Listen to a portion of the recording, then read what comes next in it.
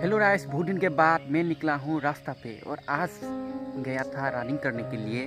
बहुत दिन रनिंग थानी ना पास लोग गाটো एकदम गाधा गाधा লাগিছিলে আৰু আজি ৰানিং কৰিলে পিছত হালকা হালকা লাগিছে মনটো। আৰু এতিয়া অলপ মানে জিৰাই লৈছোঁ ইয়াত চাই লওক ৰাস্তা কাষতে এটা এইটো কিলোমিটাৰ পোষ্ট আছে, এইটোতে বহি লৈছোঁ এছে ইস্তৰা। এইটো ওচৰতে নলা এটা আছে, আমাৰ বাৰী নলাটো। এই মাছ ধাছ থকাকেইটি দেখি পাই ইমান চাফা পানী, ইমান মানে চকচকীয়া পানীখিনি চাই লওক। পূৰা মাছ ধাছ খেলি আছে। বৰষুণ এবাৰ নিদিব যেন লাগিছে আৰু যিহেতু নলা নৰ্দমাবোৰ দেখি লাহে লাহে শুকাবই ধৰিছে।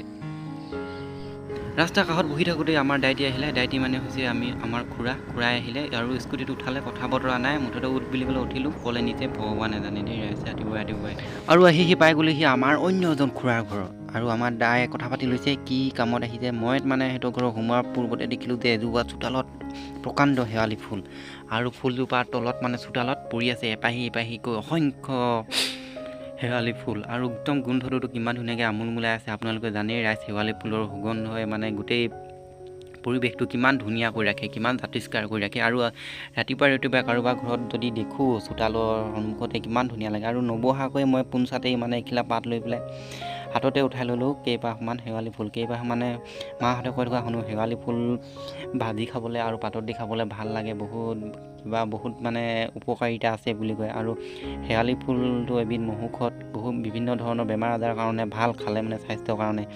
আৰু সেইকাৰণে অকণমান মানে ধুনীয়া মানে চাই ভাল চাই বুটলি লৈছোঁ আৰু খুৰাহঁতৰ ঘৰত।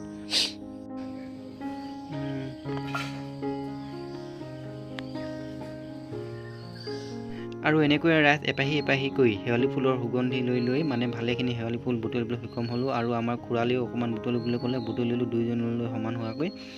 আৰু বুটলি মানে ভাগৰ লাগি গ'লগৈ যিহেতু ৰানিং কৰি আহিছিলোঁ। আৰু আজিৰ ভিডিঅ'টো ৰাইজ ইমানখিনিতে সামৰণি মাৰিছোঁ। ইয়াৰ পৰা ঘৰলৈ যাব লাগিব, গা পা ধুব লাগিব, আকৌ কামলৈ যাব আছে ৰাইজ। ৰাতিপুৱাৰ পৰিৱেশটো এনেই অকণমান আপোনালোকক দেখাবলৈ চেষ্টাহে কৰিলোঁ দেই ৰাইজ।